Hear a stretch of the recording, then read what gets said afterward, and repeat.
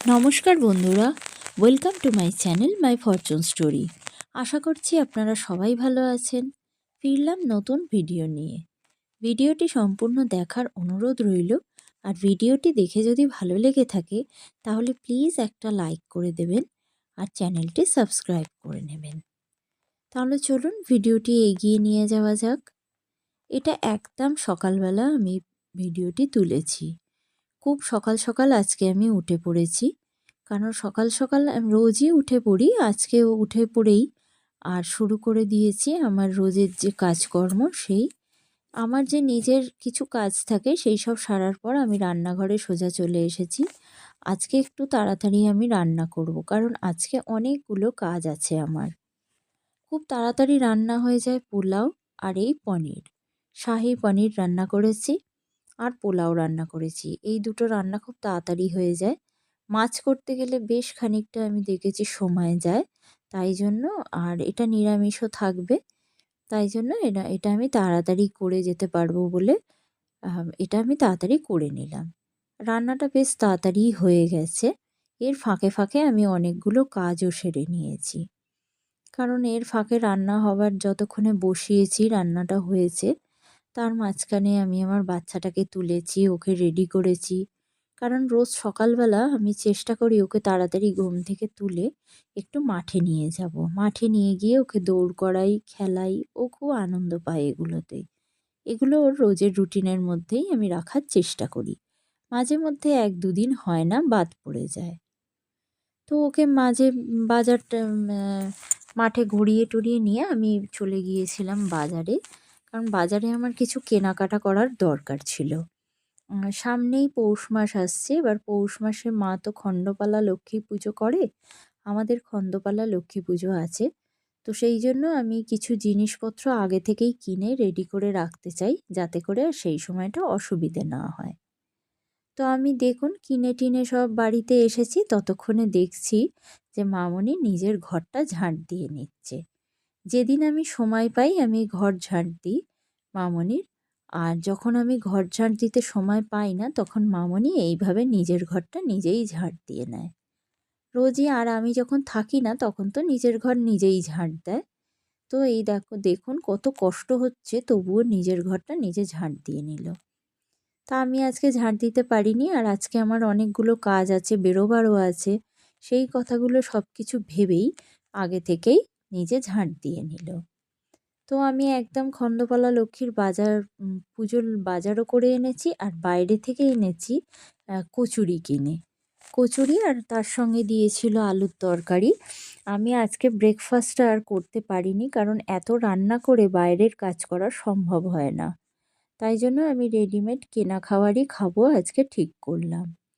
তো দিব্য তো বাইরের খাবার খুব পছন্দ করে, ও দেখে খুব আনন্দ পাচ্ছে। কতক্ষণে ওকে দেব, ও দাঁড়িয়ে দাঁড়িয়ে অপেক্ষা করছে। আবার কি দেব, কোন আলুগুলো দেবো সেগুলো ও আবার সিলেক্ট করে দিচ্ছে। তো ও নিয়ে আগে আমি ওকে কয়েক গাল দিলাম, খেলো। তারপর ওর সাথে একসাথেই আমি খেতে বসে পড়লাম। আজকে একটা জিনিস সারাদিনে আমি কি দেখলাম জানেন তো? সময়কে যদি আমরা সম্মান করি, সময়কে যদি আমরা সঠিকভাবে কাজে লাগাতে পারি, তাহলে সময়ও কিন্তু আমাদের অনেক কিছু মূল্য ফিরিয়ে দেয়। সময়কে যদি আমরা মূল্য দিতে জানি, তাহলে আমাদেরও সময় তার মূল্য ফিরিয়ে দিতে জানে। কারণ সমান সমানভাবে কি হয়, সমান সমানভাবে সময় সময়কে যদি কাজে লাগানো যায়, সময় দেখিয়ে দেয় যে কতটাও আমি তোমাদের পক্ষে কার্যকরী। সময়কে সত্যিই হাতে ধরা যায় না ঠিকই, কিন্তু কাজে লাগালে সে তার কাজের ফল ঠিকই একটা সময়ে একবারে হাতে কলমে গুণে ফিরিয়ে দেয়। তো আমাদের ৩ জনেরই খাওয়া হয়ে গেল। খাওয়া হয়ে যাওয়ার পর আমরা গিয়েছিলাম পোস্ট অফিসে। পোস্ট অফিসে কিছু টাকা তোলার ব্যাপার ছিল, আর মামনির কিছু টাকা জমা দেওয়ার ব্যাপার ছিল। আমি আগে থেকেই কিছু টাকা তুলে হাতে রাখতে চাই, কারণ আজকে মামনিকে নিয়ে আমি ঠিক করেছি যে হসপিটালে যাব। হসপিটালে যাওয়ার কারণ হচ্ছে মামনির কদিন ধরে খুবই কষ্ট হচ্ছে বুকের একটা। তো আর চোখটাও দেখতে পাচ্ছে না, চোখের অপারেশন করাতে হবে, তো সেই জন্যই দেখাবো বলেই যাব। তো তার আগে একদমই আমার আলু নেই। আজকে যদি আলু না কিনি তো আর শেষ হয়ে যাবে। কালকে ১টা ২টোর মতো পড়ে আছে। ১টা ২টোয় তো আর আমার রান্না হবে না। তাই আজকেই কিনতে হবে। তো আলু কিনতে চলে গেলাম। পোস্ট অফিস থেকে একদম আলুর দোকানে চলে গিয়েছিলাম।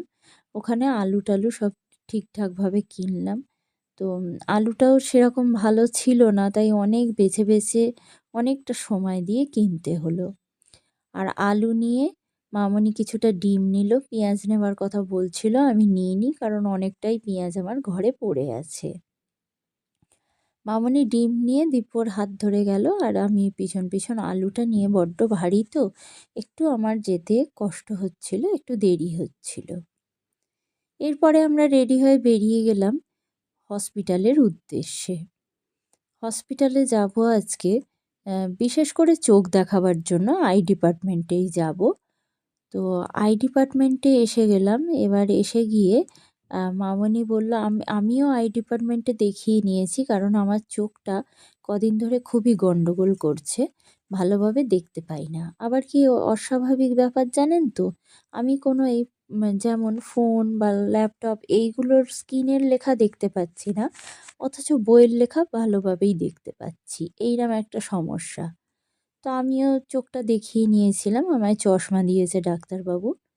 তো তারপর আমি অনেকক্ষণ ওয়েট করছিলাম। মামনি দেখালো, দেখিয়ে বলল যে কার্ডিওলজিস্ট দেখাতে হবে, কার্ডিও ডিপার্টমেন্টে। মামনি ওখানে গেল, টিকিট করলো, করে ওখানে দেখাবে। আর ইতিমধ্যে কি হয়েছে, অনেকটা দেরি হচ্ছে দেখে দিব্য তো খাওয়ার জন্য অস্থির হয়ে যাচ্ছে। খালি বলছে আমার খিদে পেয়েছে, আমায় খাওয়াও। কি করব আর আমি, সামনাসামনি ওখানে তো আর সেরকম খাওয়ার কিছু নেই যেটা দিব্য খেতে পারে। তো ওকে একটা কচুরির দোকানে নিয়ে গেলাম, সেখানে ওকে কচুরি খাইয়ে আনলাম। মামনি আমাকে ফোন করলো যে মামনির হয়ে গেছে। তো আমি এবার ওকে খাইয়ে টাইয়ে নিয়ে আবার হসপিটালে ফিরে এলাম। হসপিটালে ফিরে এসে দেখলাম মামনির হয়ে গেছে, আর মামনি ওই টিকিট কাউন্টারের সামনে বসে অপেক্ষা করছে, যাতে আমার খুঁজে পেতে কোনো অসুবিধে না হয়। তো এসে দেখলাম যে বসে আছে, আর কাউকে একটা ফোন করছে, বোধহয় ছোট দিকেই, যে এবার হয়েছে কি, যে চোখ অপারেশন হবে না, ডাক্তার বলে দিয়েছে আগে কার্ডিওতে দেখাতে হবে, হার্টের কী অবস্থা সেটাকে বিচার করে তারপরে ওরা চোখ অপারেশন করবে। তো এই পর্যন্ত শুনে আমরা ৩ জনে বাড়ি চলে এলাম। বাড়িতে আস্তে আস্তে আমি ভাবছিলাম, তো ভিডিওটি আজকে এই পর্যন্তই রাখলাম। ফিরবো নতুন ভিডিও নিয়ে। ততক্ষণের জন্য সবাই ভালো থাকবেন, সুস্থ থাকবেন। ভগবান সবার মঙ্গল করুন।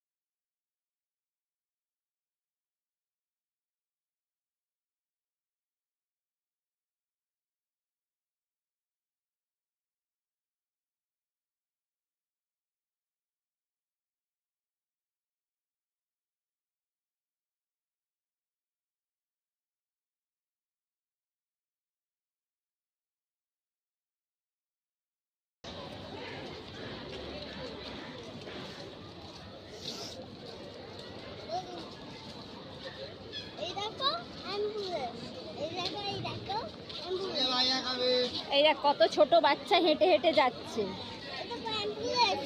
দেখছি তো আমি।